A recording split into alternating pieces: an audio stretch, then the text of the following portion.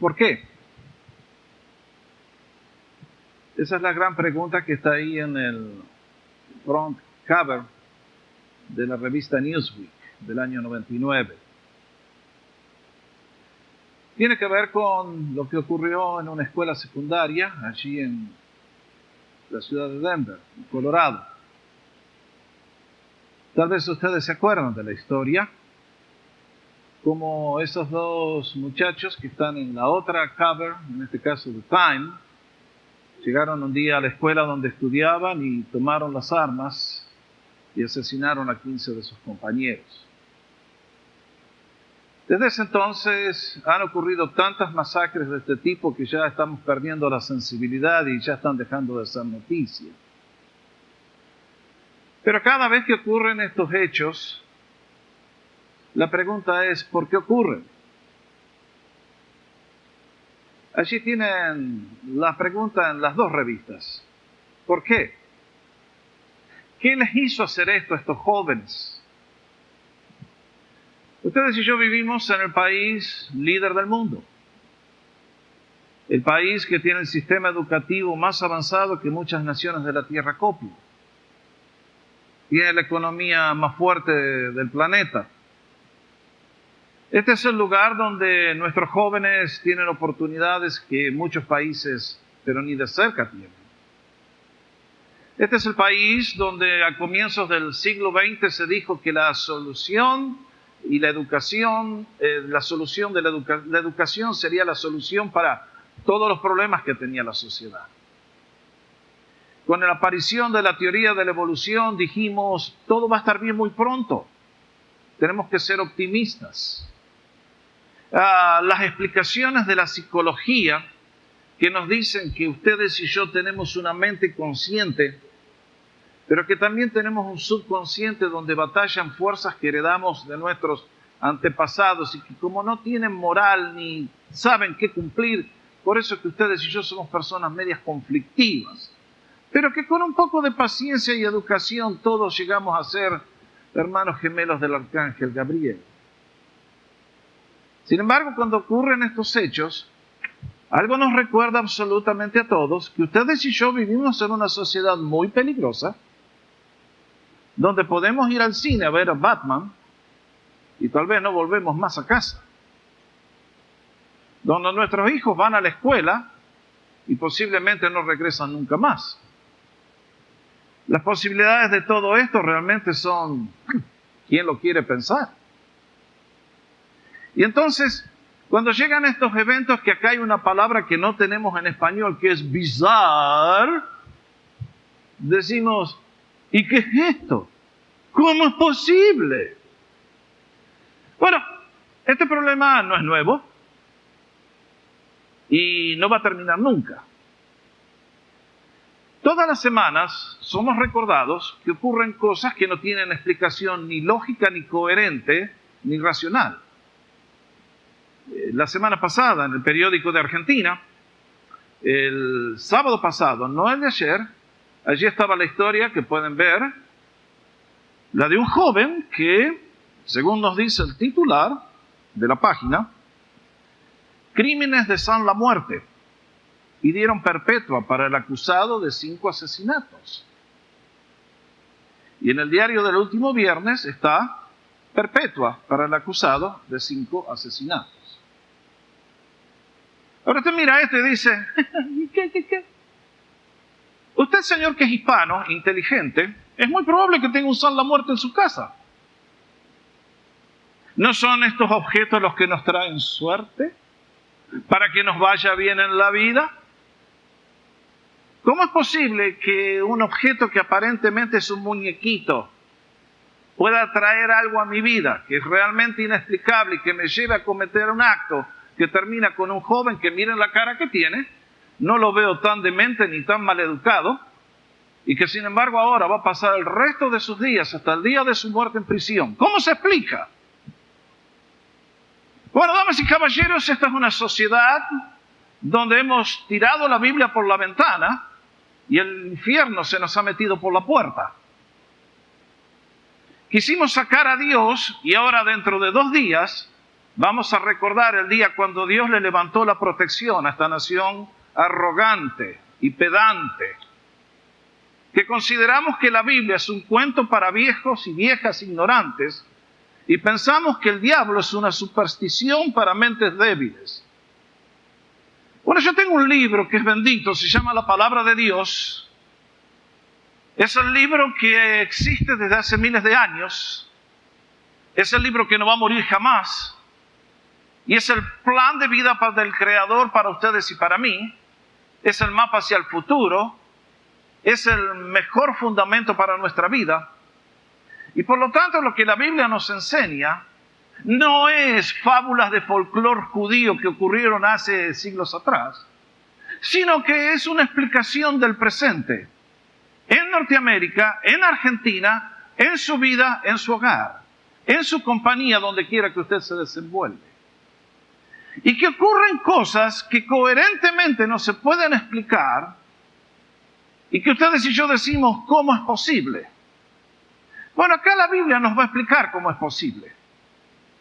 Mucho más importante aún, no vengo acá a dar una cátedra sobre satanismo, vengo a exaltar a la persona más sublime que hay en la historia humana, su nombre es Cristo Jesús. Por lo tanto, este sermón no tiene tanto que ver con la problemática, sino más bien con el gran libertador que tiene la raza humana y la única fuente de esperanza. Al considerar este párrafo tan interesante en la vida del Señor Jesús, quiero llevarlos a lo que era la escena. El Señor está ministrando, está sirviendo. Ha venido a este mundo dolorido. Ha venido a este mundo que nos dice que todo el mundo está bajo el maligno. A este mundo que nuestros padres primeros lo entregaron cuando cometieron el primer pecado y cedieron al tentador y por lo tanto toda la raza humana pasó a ser propiedad de él. Y es allí en las orillas del lago de Galilea, en esa foto que alcanzan a ver, tiene una vista de lo que era aquella área y la ciudad que el Señor Jesús conoció, Gadara. Ahí estaban los gadarenos. Y es en este caso que buscando extender su reino, el Señor viene de la parte norte del lago de Galilea, va a llegar a la parte sureste, y allí hay una serie de 10 ciudades, y entonces en ese lugar él tenía que dar a proclamar su mensaje que el reino de los cielos había llegado. Y por lo tanto, ocurre lo que ocurre. Cuando presento este relato, lo quiero hacer en una serie de 3 cuadros. Porque creo que estos 20 versículos del Evangelio de Marcos muy bien se pueden sintetizar en 3 grandes fotos. La primera de ellas, el cuadro de una gran necesidad. En este caso, era la persona que vino a encontrar a Jesús. Cuando ustedes y yo leemos esto, encontramos un relato que realmente describe una persona que, ¿cómo dice pastor? ¿Cómo dice ahí? ¡Wow! Información completamente nueva para muchos.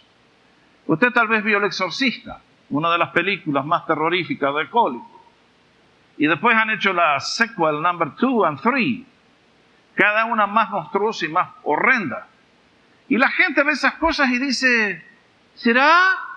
Bueno, ellos están haciendo lo que está acá, ya escrito hace miles de años. Y lo que ocurre desde el día 1. Aquí encontramos una persona que los describe con unos colores realmente notables. ¿Qué nos dice la Biblia de este hombre? Vean ustedes. Lo primero que nos dice el Evangelio es que era un hombre con un espíritu inmundo. Marque la expresión. Es un hombre que ha sido invadido por fuerzas invisibles. Él no las vio cuando entraron en su cuerpo. ¿Dónde se radicaron? La Biblia no nos dice. Pero usted recuerde muy bien que usted cuando fue creado para ser un templo del Dios viviente. Pero haber expulsado a Dios de nuestra vida, allí quedó un templo vacío, donde el enemigo, este Dios falso, le encanta entrar para lograr sus propósitos destructivos. Y en este caso encontramos que nos dice el Evangelio de Lucas, era un hombre endemoniado desde hace mucho tiempo. Marque eso. El mejor término para traducir la palabra endemoniado es la palabra demonizado. Enfatizo esto por una razón. Porque muchos dicen, este hombre está endemoniado, dando a entender que es propiedad satánica. No, nadie es propiedad del diablo. Noten bien que el diablo ha entrado en esta persona y le hace hacer cosas, pero en última instancia el hombre tiene voluntad propia. Nadie es propiedad de Satanás.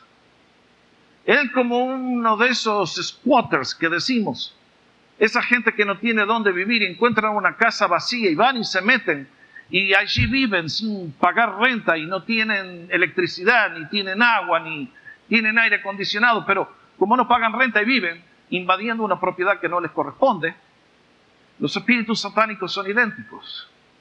Ellos buscan entrar seres humanos para lograr sus propósitos. Estos son espíritus descarnados, no tienen cuerpo y necesitan un cuerpo. Y por lo tanto nos dice que este hombre estaba demonizado. Y noten bien que nos dice que estaba demonizado desde hacía un cierto tiempo, un largo tiempo. ¿Qué nos indica esto? Que este hombre no nació en esa condición. Evidentemente hizo algo o algo le hicieron para que termine en una condición tan patética. Les vuelvo a reiterar, busquen, si quieren, el CD que les dije sobre cuando el diablo asiste a la iglesia. Ahí les cuento todas las puertas que el enemigo utiliza para introducirse en los seres humanos y todos debemos saber de esas cosas porque de otra manera le abrimos la puerta al enemigo para que cumpla sus propósitos y no somos conscientes. En este caso, no solamente que estaba demonizado, sino que estaba severamente demonizado. Ustedes ven, dentro de este hombre no hay uno o dos espíritus, hay una legión. Ese es un término que venía del ejército romano. ¿Cuántos soldados había en una legión? Aproximadamente 6.800. Y alguien me va a decir, pero pastor, ¿usted cree que es posible que dentro de un ser humano pueda venir semejante cantidad de espíritus? Quiero decirles definitivamente que sí. En algunos casos es suficiente que entre uno. A veces es una docena, como en este caso es una legión. ¿Cuántos tenía el gadareno?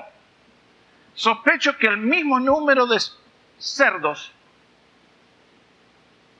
Porque cuando Dios finalmente lo libera, alguien que trabaja en el campo, ¿alguna vez han visto una estampida de cerdos?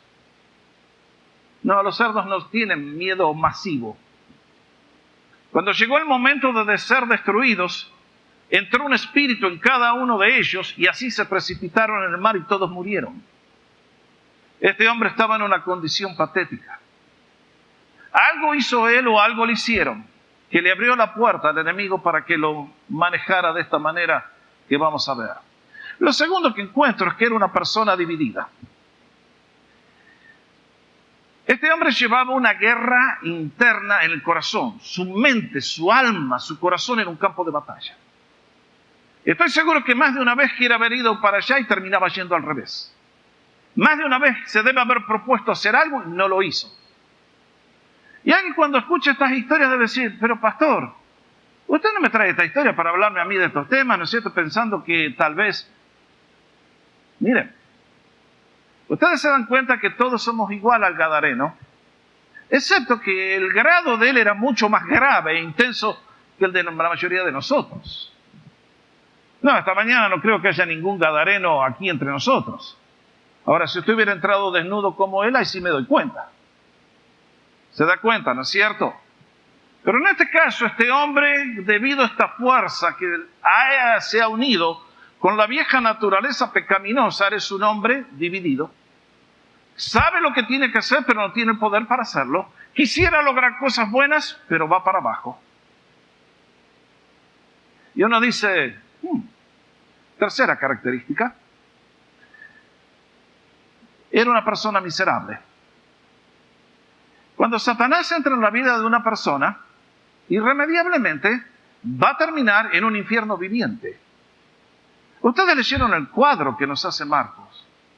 Nos dice que andaba sin ropa, vivía en los sepulcros, y allí andaba gritando de noche y se andaba lastimando con piedras. Y recuerde que los sepulcros no eran como el cementerio del día de hoy. Esas eran cavernas que estaban allí en la montaña, y donde la gente, si ustedes miran los sepelios en el Medio Oriente, son idénticos en el día de hoy a los que hacían en el tiempo del Señor. Usted ha visto que en el Medio Oriente no usan ataúdes como nosotros, que encerramos el cadáver para evitar el aroma de la descomposición. No, en el Medio Oriente no es así. Tomaban una persona, la envolvían con sus vendas y en una camilla, ahí lo cargaban y ahí lo dejaban. ¿Qué comía ese hombre adentro de las cavernas donde? Eso le da una idea.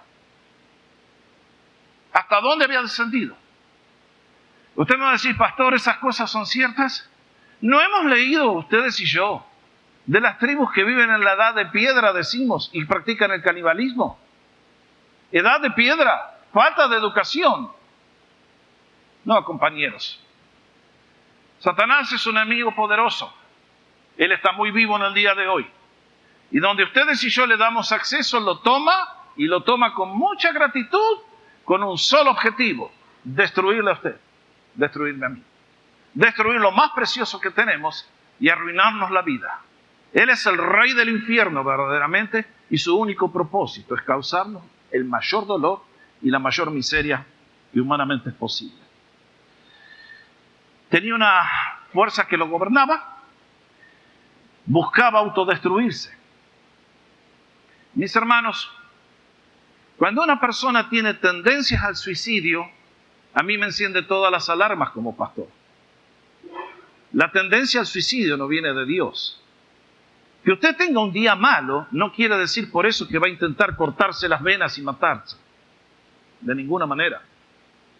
Si alguien en su familia tiene tendencias al suicidio, hágalo ver con el médico, pero busque un pastor que sepa de cosas espirituales, porque posiblemente ese ser que usted ama tiene algo más adentro. Y necesita terapia que ni el ibuprofeno ni la aspirina le va a poder tratar. Además, verán que era una amenaza pública. El evangelio paralelo en el evangelio de Mateo, el relato nos dice que allí eran dos y que eran en gran manera feroces, de manera que nadie podía pasar por aquel camino. Evidentemente estos hombres eran realmente increíblemente poderosos. ¿Notaron ustedes el relato? Nos dice que cuando buscaron de solucionarle el problema, los ataban con cadenas y con grillos. Marque la palabra grillo. Eso quiere decir el cepo, donde a una persona se le inmovilizaba de los pies para que no se pueda mover y se le ponía cadenas. ¿Y qué pasaba? Que este hombre rompía con todo eso y salía libre. Y usted va a decir, qué interesante, ¿no? ¿Y qué peligro tiene eso para mí? Ah, no, ninguno, por supuesto. Excepto que yo, tratando con muchas parejas, me vienen y me comunican: estoy llevando a mi hijo y a mi nena a que practiquen artes marciales. ¿Hello?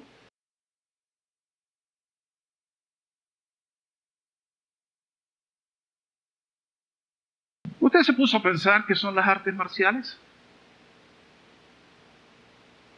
¿Usted se puso a pensar que cuando una persona es introducida a ese programa, lo primero que hacen es empezarle a hablar de los poderes y que tiene que reverenciar, y que cuanto más asciende en la escala de los cinturones, más grande es el compromiso con los poderes invisibles? Claro, usted ve la serie y lo ve a Kung Fu que ¡pah! Y pega una patada y vuelan 20 personas. Y entonces dice, claro, eso es fantasía, eso es un cuento. No, no es fantasía. Eso es lo que el gadareno hacía. ¿Por qué? Con una fuerza interna que le da un poder que humanamente no se puede controlar. Estas cosas yo las he visto.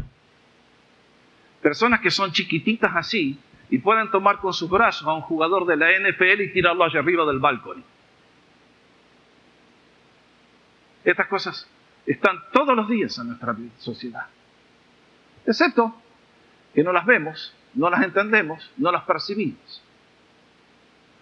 Ahora yo lo que veo, lo más triste de este hombre, es que era un caso más allá de toda posibilidad humana de ser curado. Ya ven, todo lo que habían intentado con él había fracasado. No había poder que lo pudiera controlar, no había fórmula ni medicina que lo pudiera sanar. Estaba más allá de toda posibilidad. Y es entonces aquí donde ustedes y yo tenemos que introducir el cuadro de un gran libertador. Del gran libertador que dijo: el ladrón no viene sino para matar, hurtar y destruir. Pero yo he venido para que tengan vida y para que la tengan en abundancia. Su nombre es Jesús. Y por misericordia el Señor viene a buscar a este hombre. Lo conocía muy bien. Y lo quería porque tenía para él un propósito mucho más grande que todo aquello que Satanás le había dado. Quería transformar la noche en día, la miseria en riqueza, la pobreza en bendición. Y eso es por eso que entonces, que ustedes y yo encontramos cómo el Señor trató con este pobre desdichado. Noten bien, el Señor había estado trabajando ya, se había dado a conocer a la nación. Y ustedes y yo que hemos seguido el Evangelio de Marcos, podemos entender cuál es la doble estrategia del Señor. El plan del Señor era quitarle a Satanás su dominio, librando a los esclavizados. Es por eso que cuando comienza el Evangelio, Jesús se bautiza, recibe el Espíritu Santo y luego se va al desierto a luchar contra Satanás. Y es allí, en aquellos 40 días de ayuno, donde le quita las llaves que le permiten introducir el reino. No olviden, Jesús es el ser humano perfecto, completo.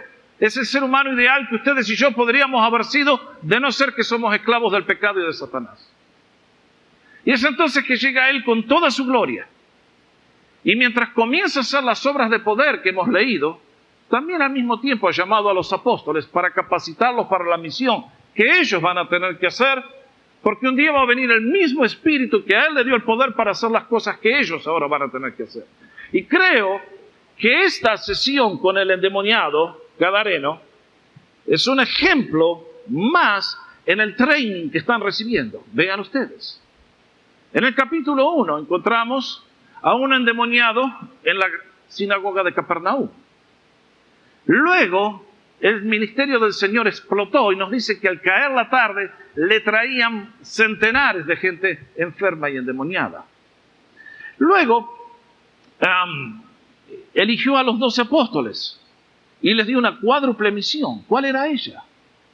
Les dijo a aquellos 12, yo quiero que ustedes estén conmigo, van a salir a predicar, van a salir a sanar y van a salir a expulsar demonios.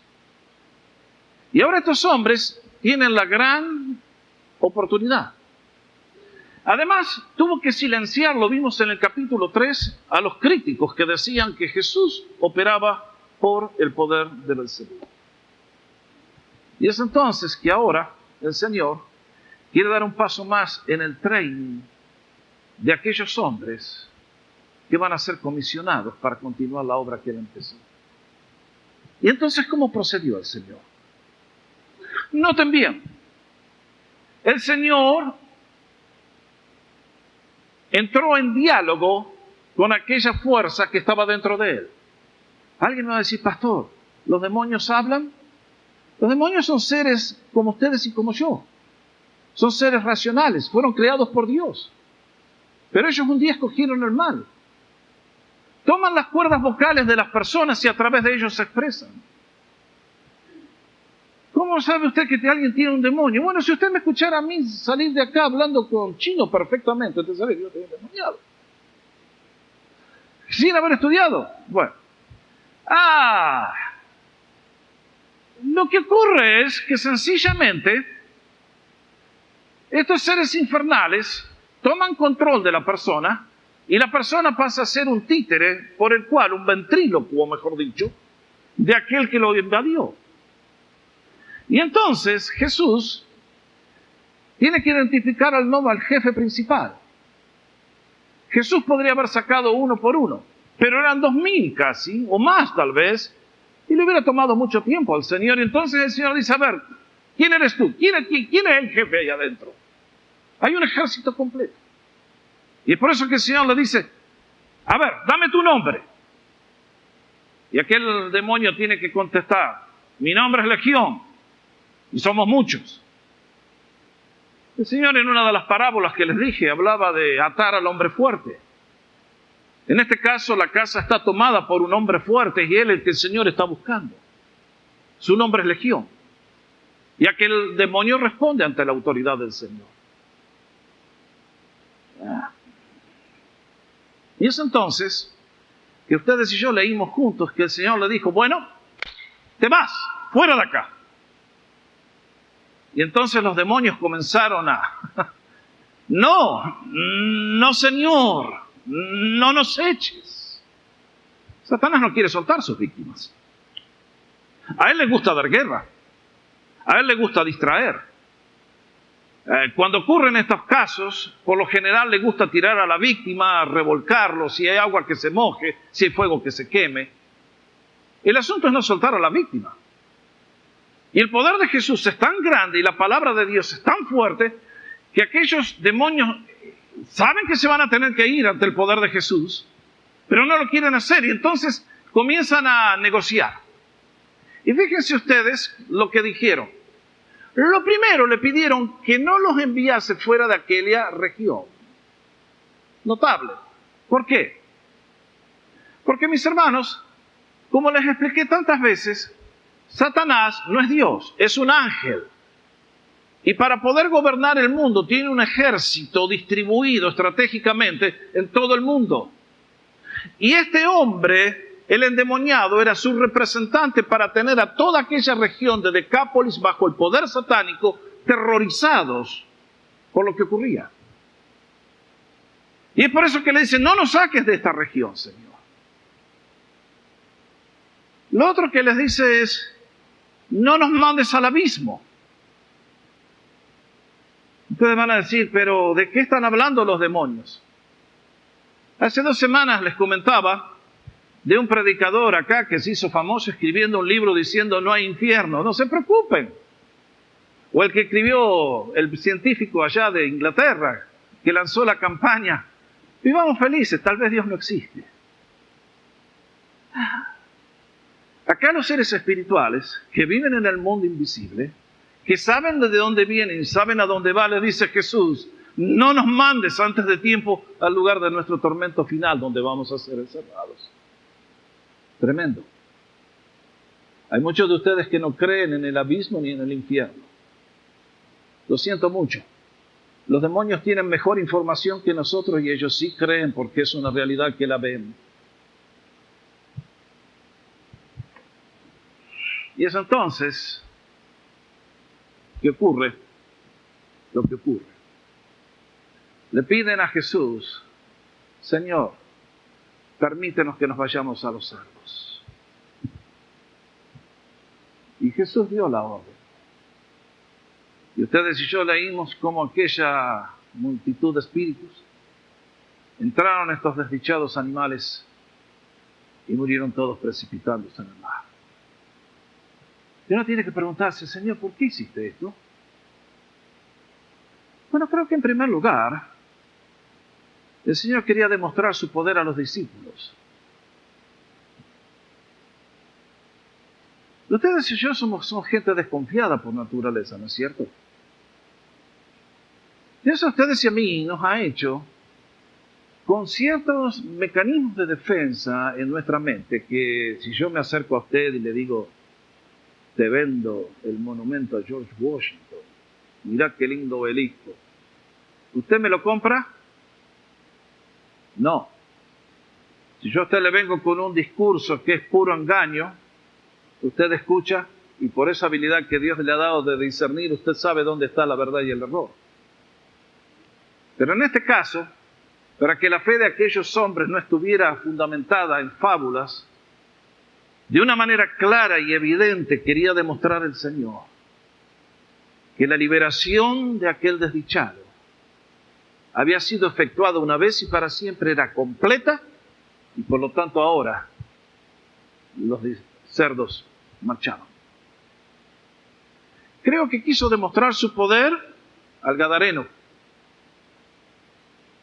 Porque si el Señor no hacía este acto, posiblemente hubiera pensado, como tantos, que reciben un milagro hoy y mañana se van y se ríen de Dios y vuelven a las andadas y vuelven a hacer las mismas cosas y pierden todo porque no saben cuidar su sanidad y el milagro que han recibido.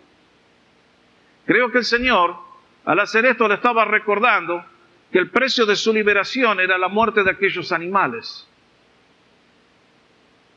Y además porque creo que quería demostrarle el poder a toda la región de Decápolis. Porque hasta aquí no conocían a Jesús y eran personas aterrorizadas que vivían en una situación patética y tenían que conocer que el Cristo que vive por los siglos de los siglos no es un Cristo de la filosofía, ni es un Cristo de la iglesia, ni es un Cristo de la Biblia, es un Cristo que vive para siempre y tiene poder infinito en el cielo y en la tierra. Y que Él puede tratar con las cosas que humanamente no se pueden tratar. Y es entonces que uno dice, el cuadro de una gran necesidad, el cuadro de un gran libertador, bendito sea su nombre, Jesús. Y luego el cuadro de resultados contradictorios. ¿Por qué? Porque ustedes ven que siempre la obra del Señor produce dos efectos opuestos. ¿Lo notó? Siempre. Irremediablemente. En el caso del endemoniado, ¿qué pasó? Dijimos que estaba invadido. Ahora queda libre. El tiempo verbal que usa el Evangelio es el que había tenido la legión. La tuvo, pero se fue. Desapareció. No volvía más. La casa quedó vacía. Cristo le va a llenar ahora. Dijimos que tenía una personalidad dividida. Ahora está unificado. Nos dice que cuando la gente lo vino a ver, lo encontraron vestido y en su juicio cabal. Lo que nadie pudo haber hecho, Jesús lo hizo, expulsando a los demonios. Era una persona miserable. Ahora está vestido y sentado junto a Jesús. Era una amenaza social. Ahora va a pasar a ser un misionero del reino de Dios. Era un caso incurable. Bueno, damas y caballeros, quiero recordarles, nada es imposible para Dios. Y es entonces que uno dice, qué tremendo, ¿no? Qué resultado admirable. Bendito sea el nombre de Jesús. Pero ustedes se dieron cuenta que cuando los dueños del rebaño salieron a correr por las granjas y por las casas a decir, miren lo que pasó, miren lo que pasó. Vinieron todos a Jesús. ¿Y qué hicieron? Le dijeron, Jesús, ¿por qué no te ocupas de los otros problemas que tenemos? Porque son delicados y graves y serios. ¿Qué hicieron? Le pidieron que se vaya. ¿Cómo se explica? De la misma manera que se explica en el día de hoy, la gente que le piden al Señor lo que le pidieron los gadarenos. ¿Qué le pidieron los gadarenos? Señor, soluciona mis problemas, pero no me mate los chanchos. Ahí está. Cuando perdieron los chanchos dijeron, este no nos gusta. Todas las semanas yo veo personas acá que vienen a buscar, Señor, solucióname los problemas, pero a mí no me interesas tú. Y Dios en su misericordia soluciona los problemas, nos hace milagros y después contentos nos vamos tocando la guitarra a servir de vuelta al cachudo. ¿Qué le espera a esa persona? ¿Me pueden contestar ustedes? Este es el caso de los gadarenos. Hay personas que vienen tanto llorando todos los días, todo el día lloran. Hartan, llorando. Pero cuando uno les dice, Jesús te puede solucionar ese problema, así. No, Jesús no. No, Jesús. Sorry. Eso es para fanáticos que van a la iglesia. Yo soy hombre educado, inteligente. Claro. Gadarenos. Llenan los bancos de las iglesias. Andan por todas partes, llorando la miseria, pero no tienen ni interés ni amor en Jesús. Y entonces es un camino continuo de descenso. Y ya se van. Qué triste. En este caso, yo veo al Señor que viene con este poder maravilloso que Él tiene, restaura una vida para levantarla hasta lo sumo.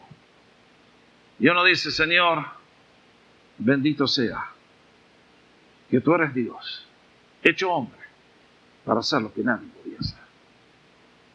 Y es entonces que uno tiene que decir, bueno, pastor, ¿y dónde vamos? Bueno, déjeme darle 2 desafíos. En primer lugar, si usted conoce a Jesús, dé gracias que Jesús no ha cambiado. Él es el mismo ayer, hoy y por los siglos. Y doy gracias al Señor que centenares y millares de personas que en el día de hoy están sofocados, invadidos, destruidos, y cuando nadie los puede alcanzar, han venido a Jesús y por un acto de fe, Jesús entró en ellos e hizo lo que nadie podía hacer, y es lo más lindo que va a hacer en el día de hoy si tú lo invitas a tu vida. Me encanta lo que dice el escritor de la carta a los Hebreos. Ciertamente no socorrió Jesús a los ángeles, sino que vino a socorrer a la descendencia de Abraham. Estos somos seres humanos como ustedes y como yo. Por lo cual, debía ser en todo semejante a ustedes y a mí, para llegar a ser misericordioso y fiel sumo sacerdote en lo que a Dios se refiere para expiar los pecados del pueblo. Diciendo que Él mismo padeció siendo tentado, es poderoso para socorrer a los que son tentados. ¡Qué Cristo maravilloso! En el cielo, en el trono del universo, se siente un hombre. Es el primer hombre que llegó allá. Su nombre es Cristo Jesús. Por sobre todo principado y potestad y nombre que se nombra, Él reina soberanamente con poder infinito. Y al mismo tiempo está dispuesto a escuchar la oración más humilde del más desesperanzado, que le eleve con fe y le pida su ayuda. Me impresiona este gadareno, porque estando en una condición tan patética que uno podría decir, no hay esperanza para él. Dentro de su corazón todavía había aspiraciones de una vida mejor. Y fíjense bien, que fue él, cuando vio venir a Jesús, que fue a buscarlo y salió a su encuentro. ¿Qué lo atrajo? Esa es la obra del Espíritu que comienza a trabajar sin que nos demos cuenta, y la persona viene a Jesús. Es tu momento de gloria cuando sientes la voz del Señor que te llama a la puerta del corazón y te invita a venir. Es tu hora de las horas, es tu privilegio. En este caso el Señor le extendió a este hombre la oportunidad que nadie le había dado y la solución que nadie podía traer. Y en el día de hoy Jesús es igual. Estás con el corazón dividido. Estás que sientes que tienes una guerra civil. Estás hasta dónde has llegado. Quiero decirte, lo mismo que hizo Jesús con aquel hombre, lo quiere hacer contigo, si tú se lo permites y se lo pides. Lo otro que quiero decir es, solamente los que han sido transformados por Jesús pueden proclamar a Jesús. Mis hermanos, tantas veces he exhortado a las personas, hable de Jesús, hable de Jesús. Bueno, el que no ha tenido una experiencia con Jesús nunca va a hablar de Él. Es imposible. Pero son aquellos que han experimentado el toque milagroso del Señor los que no pueden parar de hablar. Noten bien que este gadareno, cuando Jesús se retiraba, le dice, Señor, déjame ir contigo, por favor. ¿Y qué le dijo Jesús? Vete a tu casa, a los tuyos, y cuéntales cuán grandes cosas el Señor ha hecho contigo y cómo ha tenido misericordia de ti. Mis hermanos, esto es lo que les he dicho 1.000.000 de veces de esta plataforma. A la gente no le importa la teoría ni la religión. La gente quiere conocer un Cristo de poder. Y cuando tú que lo has conocido compartes lo que ha hecho en tu vida, entonces van a escuchar. Miren, yo he visto que hablar de Cristo a la gente no les interesa mucho. Pero es cuando viene alguien que dice, sí, yo tenía un tumor así grandote acá en el cuello, y la oración, chao, se fue. Es entonces que la gente comienza a prestar atención. Cuando ven las marcas del Cristo viviente que ha cambiado nuestra vida. El poder más grande que tiene el Evangelio es la vida transformada de aquellos que han recibido el toque milagroso de Jesús. Ahora, ¿por qué hay tanta apatía en tantos cristianos? Porque no conocen al Cristo de poder. Es todo. Tienen un Cristo mental. Tienen un Cristo que conocen desde chiquito porque se criaron en un buen hogar donde le contaron las buenas historias de la Biblia. Pero como no tienen conciencia de pecado, como no vemos, decimos, bueno, un momento, querido pastor, yo no soy un endemoniado que me ando. Y creemos que nuestra vida está muy bien a los ojos del Señor. Damas y caballeros, una persona que no comunica a Jesús es posiblemente porque nunca ha tenido un encuentro transformador con Él. Este hombre nos dice, él se fue y comenzó a publicar en Decápolis cuán grandes cosas había hecho Jesús con él, y todos se maravillaban. Noten bien que no dice que todos se convirtieron y se hicieron cristianos. Pero no podían dejar de reconocer el poder del Cristo viviente, porque sabían quién era ese hombre antes. Sabían quién era aquel que estaba en los sepulcros gritando y dando voces y cortándose. Y que ahora, increíblemente, era una persona radiante y llena de gozo y poder, porque había nacido de nuevo por el poder de Jesús. ¿Conoces a Jesús? ¿Conoces al Cristo de poder? ¿Conoces al Cristo que rompe las cadenas, que te hace una nueva persona? ¿Conoces al Cristo que te transforma completamente? Ese es el Cristo que yo predico. Ese es el Cristo de mi Biblia. Es una realidad viviente. Él surge de las páginas de este libro bendito para venir a nosotros y darnos esperanza. Es nuestro privilegio conocerle, recibirle, honrarle, adorarle, servirle, proclamarle. Qué herencia la de aquellos que hemos recibido al Cristo verdadero. Qué honor predicarlo y proclamarlo a las naciones. Que lluevan las piedras. Con ello un día en la eternidad nos van a hacer el monumento. Quédense tranquilos, mis hermanos. Que lluevan las críticas y las burlas. Al Señor también lo burlaron y lo criticaron.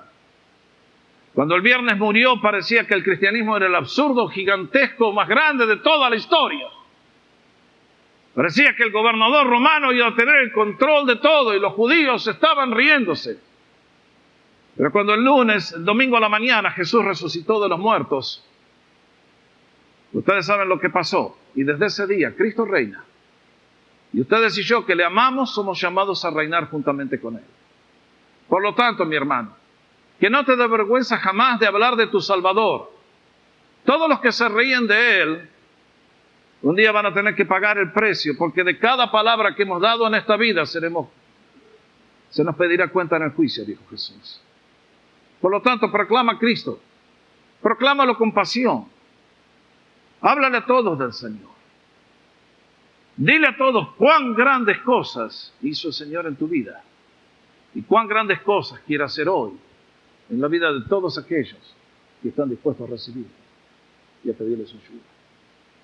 Aquel hombre vino de rodillas y en un instante Jesús hizo lo que nadie podía hacer por él. Y si tú en esta mañana has tratado con todas las fórmulas y nada te ayudó, quiero invitarte a que vengas a Jesús en esta hora. Que si vienes con la actitud correcta, este Cristo que tuvo compasión y misericordia de aquel gadareno e hizo grandes cosas, también las hará contigo, porque Él está aquí y se ha reunido con nosotros para darnos su bendición. Vamos a orar.